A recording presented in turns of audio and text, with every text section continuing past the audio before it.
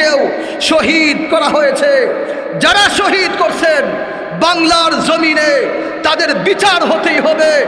জাতীয় মসজিদের সামনে, বাইতুল মুকাররমের সামনে, সমস্ত আলেমদের সামনে, সমস্ত মুফতিদের সামনে, সমস্ত শাইখুল হাদিসদের সামনে, আম জনতার সামনে, হাজার হাজার লক্ষ লক্ষ কোটি কোটি মানুষের সামনে যারা খুনি, বাস্তব যারা খুন করনেওয়ালা, তাদের বিচার করতেই হবে। কারা কারা চান আল্লাহকে হাত দেখান, হাত দেখা দেয়।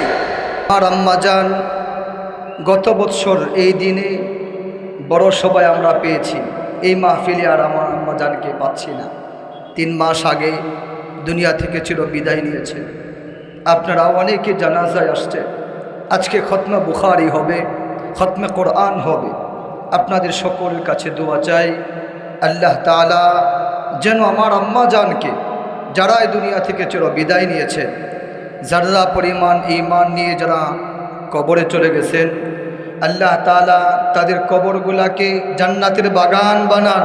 আমিন পড়ি ভাই, উঁচু আওয়াজে পড়ি আমিন। মাশাআল্লাহ।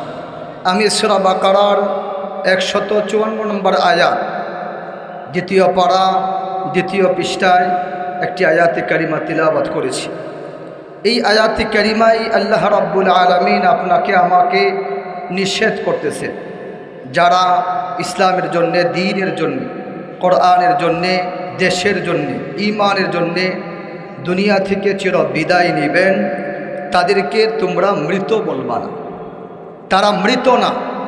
4 পারার 11 পৃষ্ঠায় আল্লাহ তাআলা আরও গুরুত্ব দিয়া বলছেন, শুধু মুখ দিয়া বলবা তা না, বরং অন্তর দিয়ে ভাবতে পারো। প্রথম তো জবান থেকে বের করা, মৃত বলা, মারা গেছে, এটা নিষেধ করছে। আবার সূরা আল ইমরানে গিয়ে বলতেছেন, না, বান্দা হয়তো দিল থেকে ধারণা করতে পারে, ধারণাও যেন না করে আল্লাহ তাআলা নিষেধ করছেন। ওয়ালা ইহসাবান্নাল্লাযীনা কুতিলু ফী সাবিলিল্লাহি আমওয়াতা বাল আহইয়াউন ইনদা রাব্বিহিম ইউরযাকুন। তোমরা যেভাবে এক তো মৃত ধারণা করবা না, বলবা না, চিন্তা করবা না, ফিকির করবা না। তোমরা যেভাবে দুনিয়াতে সকালে, দুপুরে, রাতে খাবার গ্রহণ করতেছো, আমি আল্লাহ তাআলা শহীদ যারা হয়েছে, শহীদদেরকে কবরে আমার কুদরতি হাত দিয়া রিজিক দিয়ে থাকি। সুবহানাল্লাহ বলি।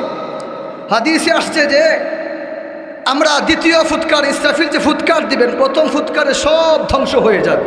গত বছর আমি এই কিয়ামতের ভয়াবহতা নিয়ে আলোচনা করেছিলাম এই মাহফিলে। তো দ্বিতীয় ফুৎকারে সবাই দাঁড়াবে, জাগ্রত হবে, একত্রিত হবে। দ্বিতীয় ফুৎকারের সময় আপনি আমি সবাই উলঙ্গ অবস্থায় থাকব। কিন্তু শহীদদের মর্যাদা দেখেন, শহীদি মর্যাদা কেমন দেখেন। তারা যেই কাপড় নিয়ে দাফন হয়েছে, সেই কাপড় নিয়ে আল্লাহ তাআলা তাদেরকে উঠাবে, মানে তারা উলঙ্গ থাকবেন। আল্লাহু আকবার বলি। 2006 সাল থেকে এই পর্যন্ত 2013 সাল 5 মে শাপলা চত্বরে বৌলার হাফেজ আতাউর ভাইকে দুনিয়া থেকে চির বিদায় করা হয়েছে। 57 জন সেনা প্রধানকে দুনিয়া থেকে চির বিদায় করা হয়েছে। 24 সালে 2732 জনকে দুনিয়া থেকে চির বিদায় করা হয়েছে। সাঈদকে, মুগ্ধকে, শফিককে, এমনকি মাত্র 2 সপ্তাহ আগে জুমার নামাজ পড়ে বের হয়েছে শহীদ শরীফ উসমানকেও দুনিয়া থেকে চির বিদায় করা হয়েছে। কথা বলেন ঠিক কিনা? শহীদ শরীফ উসমান, তাকেও দুনিয়া থেকে চির বিদায় করেছে। শহীদ নিঃসন্দেহে তার ঈমান ছিল, একই সঙ্গে ঈমানের ভালোবাসা, ঈমানের প্রতি মহাব্বত, আর রাষ্ট্রের প্রতি, মাতৃভূমির প্রতি মহাব্বত। জুমার নামাজ শেষ করছে ভাই, সে আগের থেকে চাইছিল জুমার দিন যেন আমার চির বিদায় হয়, আমাকে যদি গুলি করে শহীদ করা হয় এটার জন্য বিচার হয়, মাথায় যদি গুলি করে, বিস্তারিত লম্বা হয়ে যাবে। আমার বোঝানোর বিষয় হলো, যারা শহীদ হয়েছে, যাদেরকে শহীদ করা হয়েছে, আল্লামা দেলোয়ার হোসেন সাঈদী রহমতুল্লাহি আলাইহিকেও শহীদ করা হয়েছে। যারা শহীদ করছেন বাংলার জমিনে তাদের বিচার হতেই হবে।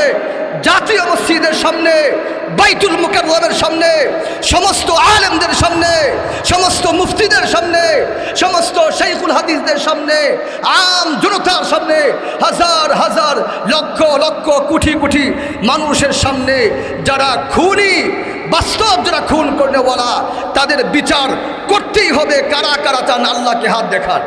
হাত দেখা দেই, একটা তাকবীর দেই। নারা তাকবীর, নারা তাকবীর। মাশাআল্লাহ। দোয়া চাই আল্লাহ তাআলা আমাকেও কবুল করুন, বালিয়া মাদ্রাসাকেও কবুল করুন। আজকের খতমের বুখারীর ওসিলায় পুরা এলাকায় আল্লাহ তাআলা হেদায়েতের নূর দান করুন। আমিন।